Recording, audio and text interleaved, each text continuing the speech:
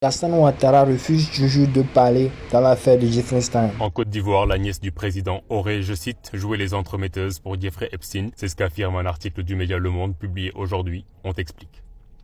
Nina Keita est la nièce du président Alassane Ouattara. Elle a 44 ans. Ancien mannequin, elle a été conseillère au ministère ivoirien du budget. Nina Keita est actuellement la numéro 2 de la société publique de gestion de fonds pétroliers de la Côte d'Ivoire. Son nom apparaît 300 fois dans les 3 millions de documents qu'a publié le 30 janvier le ministère de la Justice américain. Elle aurait ainsi échangé des centaines de mails avec Jeffrey Epstein entre 2011 et 2018. Selon les documents de la justice américaine, Nina Keita lui aurait ainsi présenté à New York son oncle Alassane Ouattara en 2011, qui venait d'accéder au pouvoir. Les liens auraient été ainsi renforcés par une visite en 2012 à Abidjan. Dans ses mails, Jeffrey Epstein se réjouit de connaître la nièce du président depuis des années. Lorsqu'elle était mannequin, Nina Keita a longtemps été représentée par l'agence française Karen Models, dirigée par Jean-Luc Brunel, connu comme très proche de Jeffrey Epstein. Selon le témoignage de Virginia Giuffre, principale accusatrice d'Epstein, cette agence a facilité l'abus de jeunes femmes. Le Monde indique aussi que des documents révèlent que Nina Keita aurait voyagé dans le Boeing 727 de Jeffrey Epstein, surnommé Lolita Express.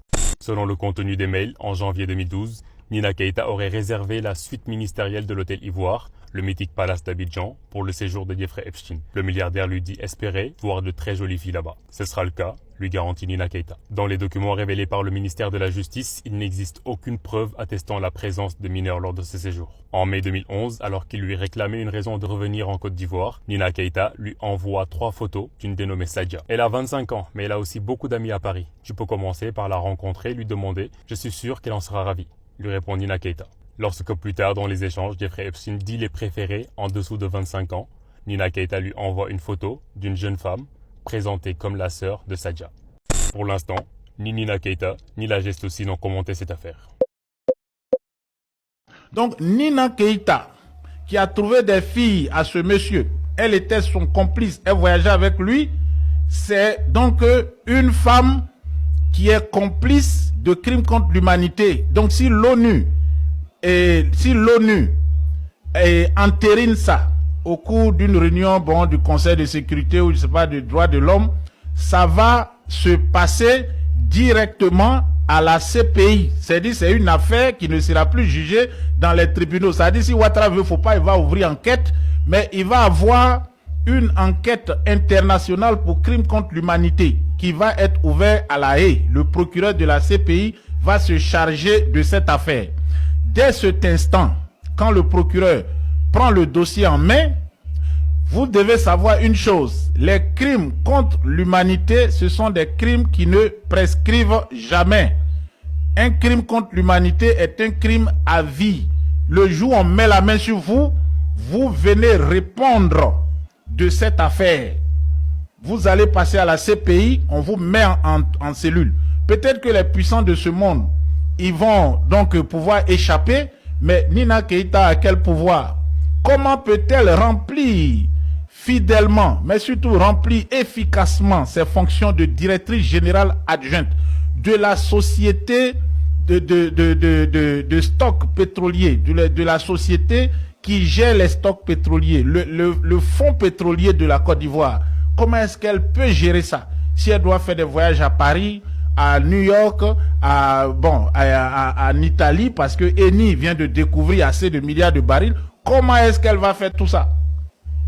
Et si on se rend compte après que il y a eu des personnes ici en Côte d'Ivoire qui ont donné des filles pour qu'ils soient violés ou des petits garçons pour qu'ils soient violés, etc., alors eux aussi sont complices de crimes contre l'humanité. Donc ce n'est plus une affaire de non, ouais, on dit ouais, c'est un vieux là-bas pervers, il a fait ceci, c'est un woubi. Non, non. Ce sont des crimes contre l'humanité. Violer des milliers de petits garçons et de petites filles, faire disparaître certains et certaines, c'est très grave. Donc cette affaire est en train de prendre des proportions incalculées. Et puis je vais tout à l'heure développer le volet en Côte d'Ivoire. Comment certains morts même sont arrivés. Le rôle que Nina avait auprès d'Alassane Dramane Ouattara.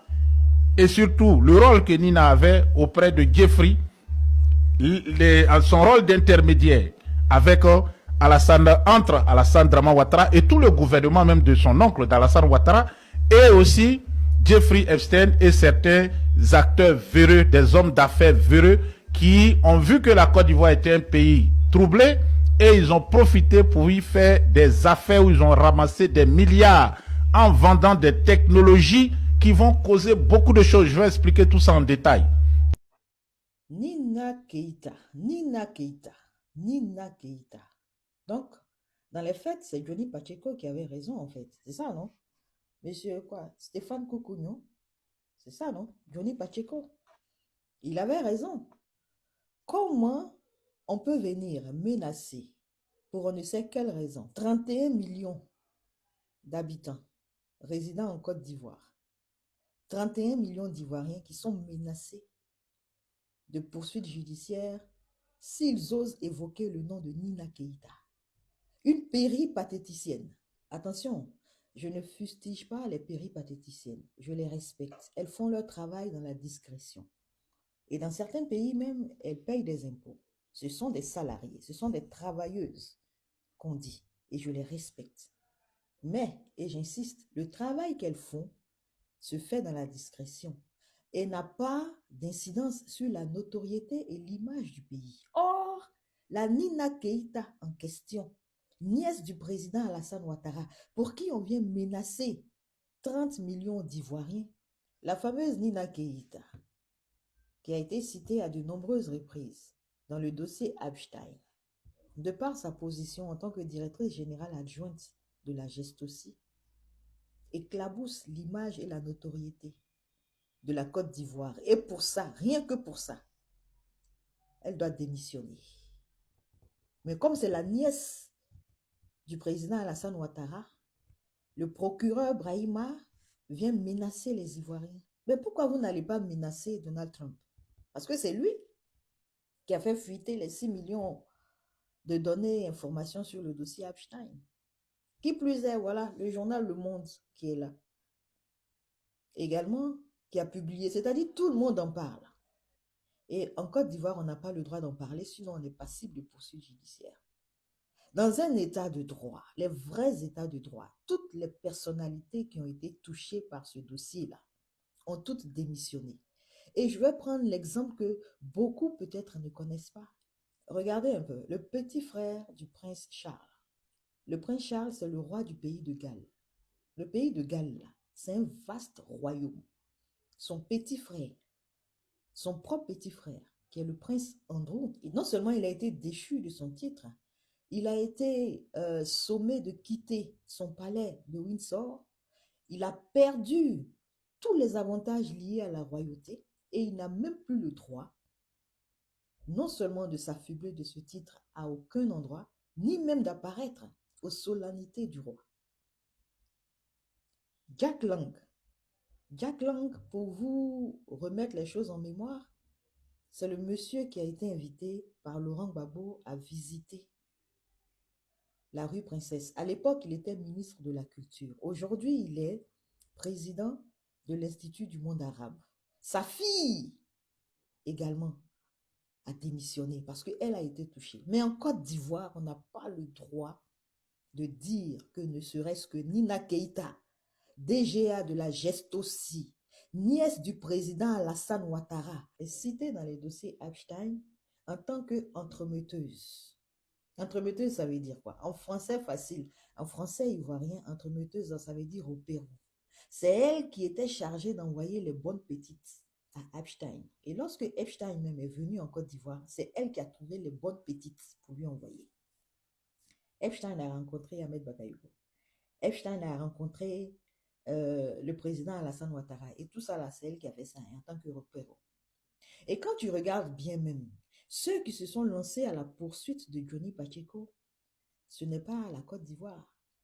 C'est le réseau de Nina Keïta. C'est elle qui a mis les gars à la poursuite de Johnny Pacheco. Parce que le réseau est tellement vaste, large. C'est-à-dire les ramifications là sont tellement importantes. Allez voir les gens qui sont dedans, les sommités, les personnalités internationales qui sont dedans. Donc, pour actionner le mouvement, pour demander l'extradition de Johnny Pacheco pour le compte de la Côte d'Ivoire, mais ça ne peut venir que d'elle. Le réseau est puissant, très puissant. Et si Johnny Pacheco par extraordinaire, avait fait l'erreur d'arriver dans un pays qui a signé des accords d'extradition avec la Côte d'Ivoire, mais on allait ramener Johnny Pacheco ici. Dans un vrai état de droit, Nina Keïta l'aurait démissionné, ou on l'aurait forcé à la démission. Dans un vrai état de droit, le procureur Brahima lui-même aurait honte de venir parler de ça, menacer 30 millions d'Ivoiriens. Non, mais c'est exagéré. Dans un état de droit, l'État se serait saisi de ça. Mais dans un état de droit, on ne serait pas venu menacer les gens. Allez-y menacer Donald Trump, procureur Brahima. Ce communiqué que vous avez fait là, adressez le même communiqué au président Donald Trump. Le communiqué que vous avez fait là, adressez le même communiqué au journal Le Monde qui a publié. Donc c'est sur les Ivoiriens, vous voulez vous muscler. Tout ça là va prendre fin un jour. Tout ça va prendre fin. Nina Keïta, Nina Keïta, Nina Keïta, l'entremetteuse de Epstein. Affaire Jeffrey Epstein. Il y a le nom de la nièce de Ouattara, président de Côte d'Ivoire, qui est sorti là-bas. Nina Penou, oups, Nina Keïta, ancienne mannequin qui est actuellement DGA de Gestosi Côte d'Ivoire. On nous dit que son nom a été cité 300 fois dans les 3 millions de documents qu'a publié le 30 janvier dernier le ministère de la Justice américaine. Elle aurait échangé des centaines de mails avec Jeffrey Epstein de 2011 à 2018. Quand son oncle Ouattara est venu au pouvoir en 2011, elle lui a présenté Jeffrey Epstein. Il était même en Côte d'Ivoire. Elle lui a présenté des hommes d'affaires. Elle lui a présenté des politiciens. Il y a eu même une histoire d'achat de quel armement, tout et tout entre eux. Mais ce n'est pas que ça. Parce que Nina Penou, elle ne s'est pas limitée à ça. Nina Penou l'a présenté aussi des jeunes filles et des femmes. Il y a le nom d'une ancienne mannequin, ou bien je ne sais pas si elle est toujours mannequin, Sadia, où elle a dit qu'elle allait lui présenter Sadia. Elle a dit qu'il veut les filles de moins de 25 ans. Et elles ont décidé de lui présenter la petite soeur de Sadia qui a 18 ans. Oui, c'est dans ça notre nom est sorti. Mais je dis, les moraux d'ado, qu'on dit aux Nigériens de venir leur donner explication. Le ministère de la Justice américaine a dit que Nina Penou est prostituée de l'USO. Nina Keïta, pardonné, est prostituée de l'USO. Vous ne demandez pas aux Américains de vous donner explication. Ou bien, et j'ai vu un Zozo RAD de dire que si les gens parlent de ça, les gens seront emprisonnés, il y aura des retombées. Mais quelqu'un les paye. Non, ça ne nous étonne pas parce que Johnny avait dit ça depuis. Vous avez combattu Johnny pour ça. Johnny avait fait des révélations sur elle pour dire qu'elle faisait Porcléa, Djondjouya, Wowa aux États-Unis. Vous l'avez combattu pour ça, mais c'est vrai, son nom est sorti où là? On écoute Johnny. Attendez, vous l'appelez d'abord, et puis vous donnez sa fonction. C'est que Ouattara a fait dans la Côte d'Ivoire, vous demandez sa fonction. Voilà, ne vous en faites pas. Pendant que vous combattez Johnny là, et vous demandez voir le public. C'est elle qui est là, en train de défiler. Voilà. Écoutez, mais comme ça ne peut pas la nourrir, elle n'avait pas assez de moyens. D'accord, vous la voyez là, c'est elle qui est là. Voilà. En train de défiler, c'est elle qui est là. Nièce de Draman Ouattara. Ça là, c'est dans son Pogléa. Aux États-Unis, dans son Pogléa. Partagez ça partout, les gars. Là voici ici. Aux États-Unis, tout dans son Pogléa. On l'appelait à Deboukéi. Là voici même, en fonction de Deboukéi. Dans la fonction de Deboukéi, vous voyez un peu là. Dans ses fonctions. Voilà. Regardez bien ici, pas d'implanté. Voilà. Nièce de la Draman Ouattara. Voilà. Faites capture d'écran, même celui qui veut là. Vous m'écrivez sur WhatsApp après. Et vous envoyez tout ça, c'est cadeau. Et si WhatsApp là, je ne sais pas si Aka va voir ça, mais vous avez le droit de savoir qui vous dirige. Peuple de Côte d'Ivoire. Les gens qui vous gouvernent là, vous avez le droit de les connaître. Elle s'appelle Nina Keïta. Celle qu'elle elle s'appelle Nina Keïta. Voilà. Là voici ici. Nièce de la Draman Ouattara. Voilà.